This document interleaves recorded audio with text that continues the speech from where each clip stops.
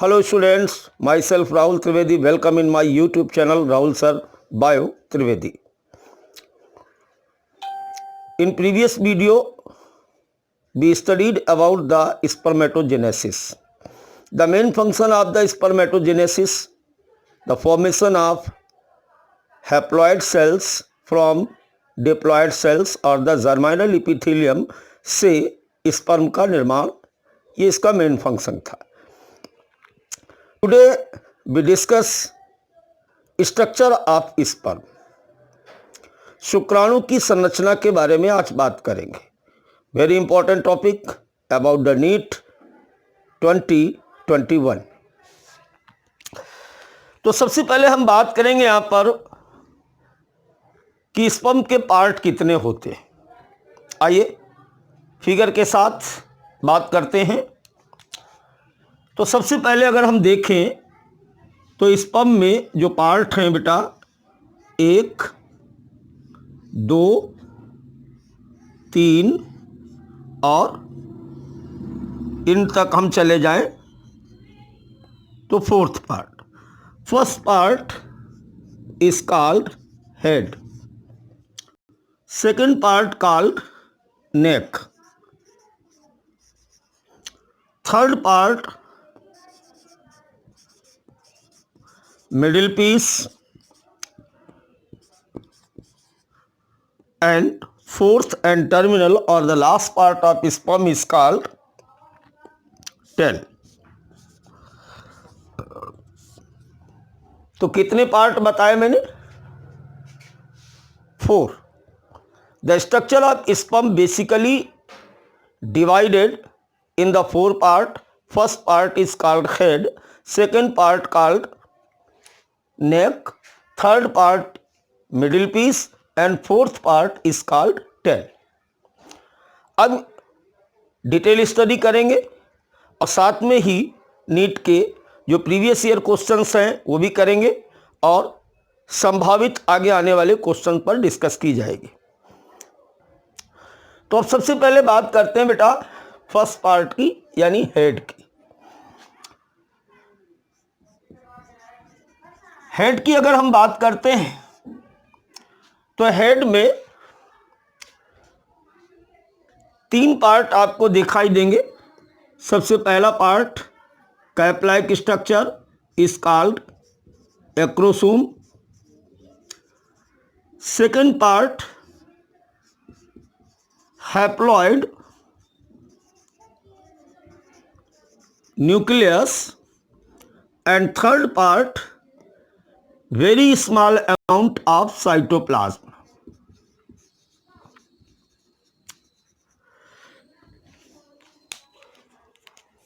Now acrosome. देखो सबसे बड़ी बात बेटा होती है यहाँ पर ध्यान देना कि हमसे नीट के एग्जाम में क्वेश्चन यहाँ से कैसे आएगा. बहुत सारी जगह ये सब लिखा रहता है, बहुत सारा बच्चे मेहनत के साथ पढ़ते हैं लेकिन उनका सिलेक्शन नहीं होता है क्योंकि उनको ये पता नहीं होता है कि किस टॉपिक से किस प्रकार का क्वेश्चन आता है. यहाँ पर हम बात कर रहे हैं प्रीवियस ईयर क्वेश्चंस के साथ साथ detail study of structure of sperm की. तो आइए सबसे पहले अब हम बात करते हैं एक्रोसोम पर कौन सा क्वेश्चन आ सकता है. एक्रोसोम क्या है आप देख रहे हैं, is the first part of the sperm or the terminal part of sperm, apical part of sperm. Head का पहला पार्ट है. अब ये बनता कैसे है? तो पहला क्वेश्चन यहां पर था कि derived from Golgi body. Sperm acrosome का निर्माण जो होता है वो गोल्गी बॉडी से होता है. सेकंड पॉइंट, ये बना क्यों? Is filled with sperm lysin is an enzyme. Sperm lysin क्या है? एक एंजाइम है which is secreted by the acrosome and help in the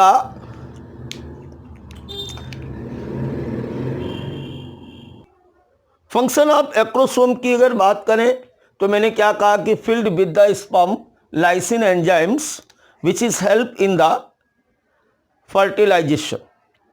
sperm lysin एक लाइटिक एंजाइम्स है।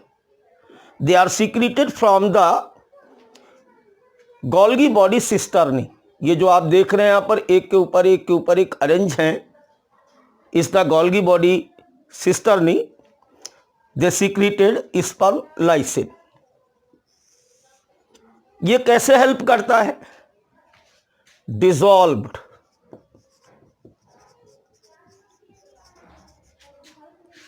Oval membrane during fertilization. निषेचन के समय ओवा पर पाई जाने वाली जो एक्सटर्नल मेम्ब्रेन होती है वो स्पर्म लाइसिन के द्वारा डिसॉल्व होती है और उसी के बाद स्पर्म एक्रोसोम ओवा को पेनिट्रेट करके इसके अंदर एंट्री करता है। तो यहाँ पर हमने आपको 3 क्वेश्चन बताए, derived from, filled with and what is function of this enzyme.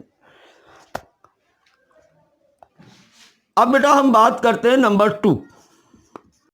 Number 2 हम देख रहे हैं हैप्लॉइड न्यूक्लियस। तो हैप्लॉइड न्यूक्लियस जो है यहां पर क्यों लिखा गया? क्योंकि स्पर्मेटोजेनेसिस में मैंने आपसे बताया था कि मियोसिस फर्स्ट और मियोसिस सेकंड होती है, और जब भी मियोसिस फर्स्ट होती है या मियोसिस सेकंड होती है या ओवरऑल मियोसिस सेल डिवीजन होता है, वहां डिप्लॉयड सेल से हैप्लॉइड होता है। It's mean this haploid nucleus contain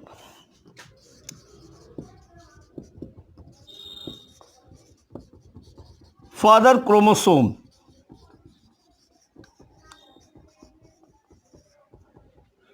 किसी भी यंगवंश या फोएटस के निर्माण में number of half chromosome comes from the ova and number of half chromosome comes from the sperm। Means half role जो होता है वो माता का होता है और हाफ रोल जो होता है वो पिता का होता है। पिता के जो जीन्स होते हैं वो इन हैप्लॉइड क्रोमोसोम्स के द्वारा हैप्लॉइड न्यूक्लियस के थ्रू ओवम तक पहुंचते हैं। अब हम बात करते हैं number 2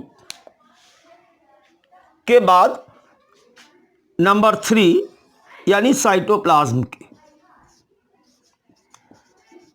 very little amount of cytoplasm presence around the Oval nucleus. देखिए स्पर्म को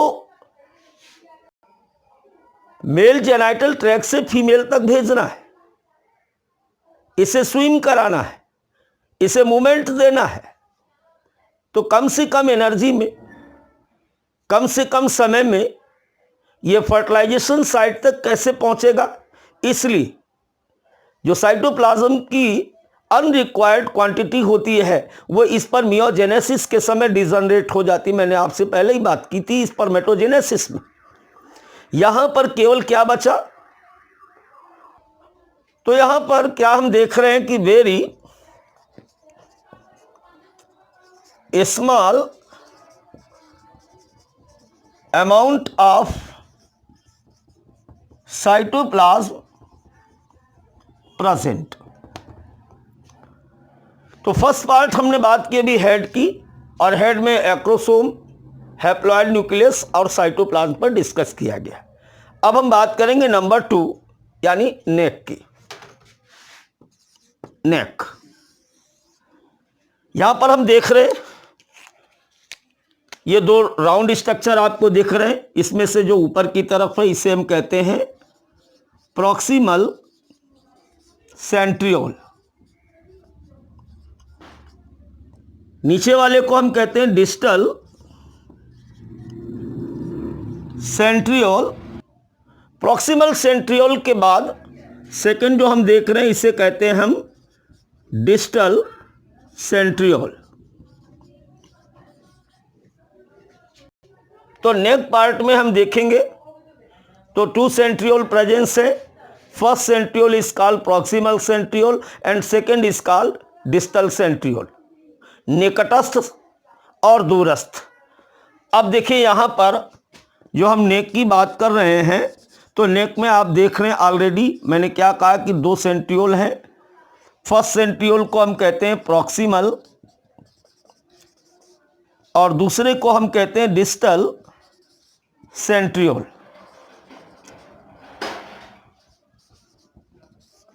दोनों के फंक्शन अलग अलग हैं बेटा।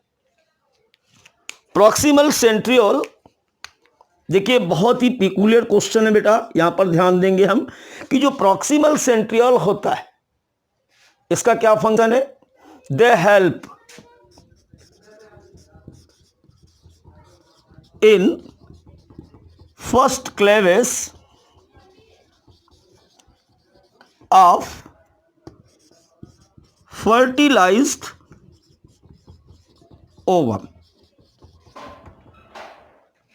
किसी भी फर्टिलाइज ओवम में जो क्लेविस होता है उसका डिवीजन होता है, वो तभी स्टार्ट होगा जब फर्स्ट सेंट्रियोल स्पर्म के साथ उसमें एंट्री करेगा। अब अगर हम सेकंड पार्ट यानी डिस्टल सेंट्रियोल की बात करें, तो distal centriole give rise axial filament which is help in the tail formation। यहां से हम देख रहे हैं कि एक थ्रेड लाइक स्ट्रक्चर राइज कर रहा है डिस्टल सेंट्रियोल से, तो इसे हम कहते हैं बेटा एक्सियल फिलामेंट।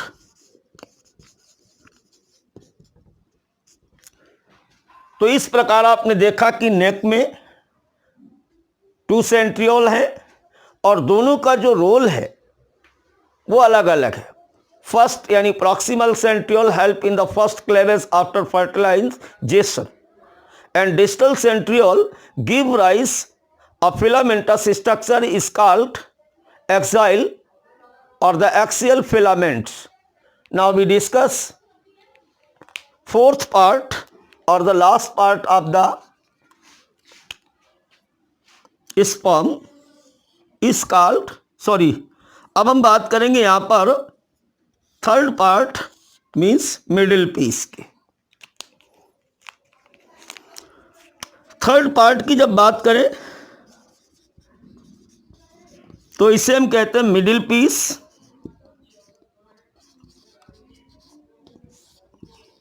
अब फिगर देखेंगे, यहां पर हम देख रहे हैं कि ये रेड कलर से स्पाइरली अरेंज स्ट्रक्चर दिख रहा है। This structure is called mitochondria.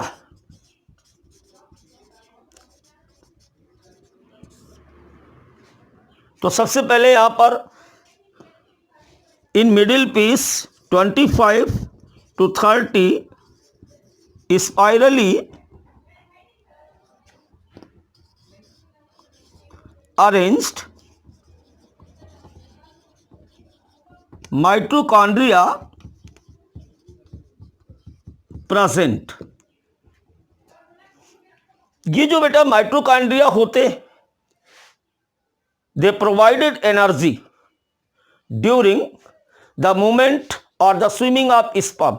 Sperm जिस समय फीमेल वजाइनल ट्रैक्ट में मूवमेंट करता है तो उसे एनर्जी की जो रिक्वायरमेंट होती है, which energy supplied by the mitochondria then is also called the powerhouse of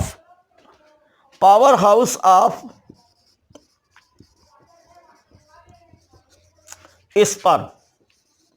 function क्या बताया मैंने आपको, मैंने फंक्शन बताया कि जो माइटोकॉन्ड्रिया है स्पर्म मूवमेंट के लिए, स्पर्म की स्विमिंग के लिए, स्पर्मेटोजोआ की लोकोमोशन के लिए एनर्जी प्रोवाइड करते हैं। नंबर कितने 25 to 30। अरेंजमेंट कैसा बेटा स्पाइरली अरेंज्ड है। अब चूंकि ये एनर्जी प्रोवाइड करते हैं इसलिए हम इनको क्या बोलते हैं, power house of the sperm. Last part की बात करें, टेल की बात करें, इन पार्ट की बात करें, तो इस बेसिकली मेड अप ऑफ जो रिमेनिंग पार्ट आपको दिख रहा है स्पर्म का, यहां से लेकर के यहां तक आप देख रहे हैं, इस कॉल्ड टेल। और टेल की अगर बात करें तो टेल में पार्ट कितने आपको दिख रहे हैं? एक तो एक्सियल फिलामेंट आपको दिख रहा which is rises from the distal centriole. Last part यहां पर आप देख रहे हैं, इसे हम कहते हैं इंड पीस या इंड पार्ट। और externally whole sperm covered by the membrane is the plasma membrane.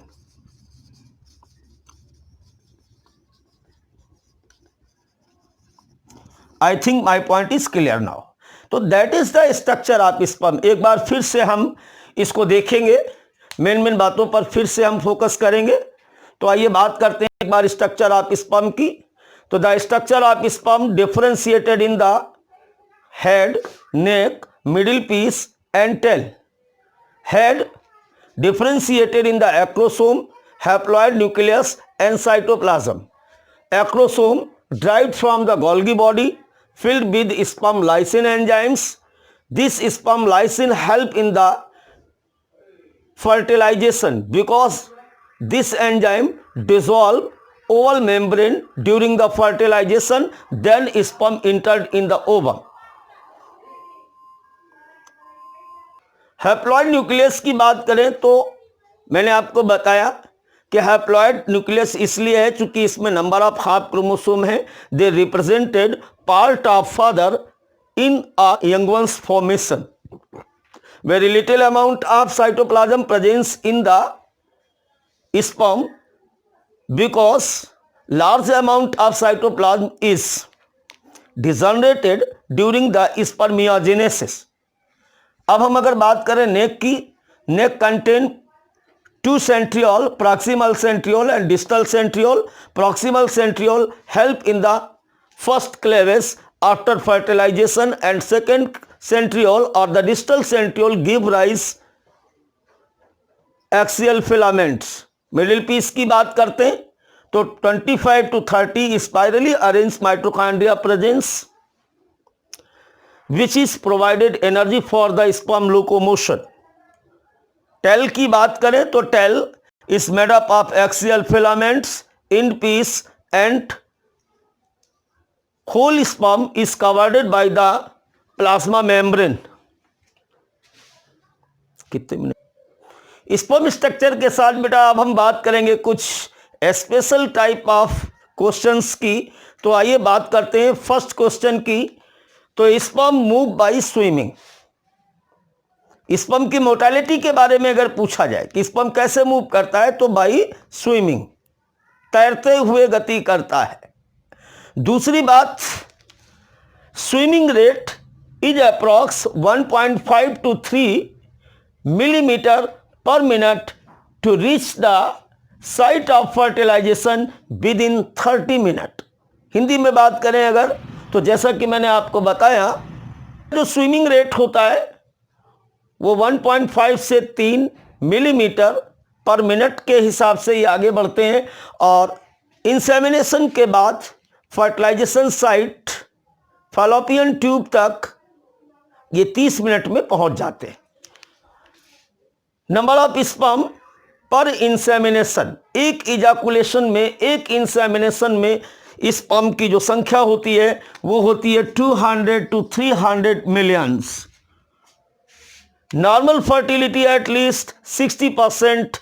These sperm must have normal shape and size and at least 40% of them must show vigorous motility. Total जितने भी sperm यहाँ पर discharge किए गए उनका मैंने बताया 200 to 300 millions. इसमें से 60% मोटाइल होना आवश्यक है। किसके लिए? फर्टिलाइजेशन के लिए। और उन 60% में भी 40% बहुत जोरदार मोटालिटी रखने वाले हों, नॉर्मल उनका शेप एंड साइज हो, तभी वो क्या करते हैं? स्पर्म फर्टिलाइजेशन की क्रिया को कंप्लीट कर सकते हैं।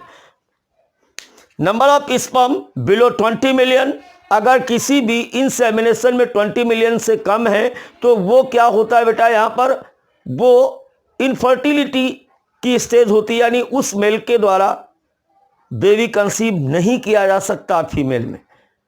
तो लगातार वीडियो देखने के लिए आप हमें फेसबुक पर, इंस्टाग्राम पर भी फॉलो करें यूट्यूब के साथ साथ। फिर मिलते हैं एक नेक्स्ट टॉपिक में नेक्स्ट डे।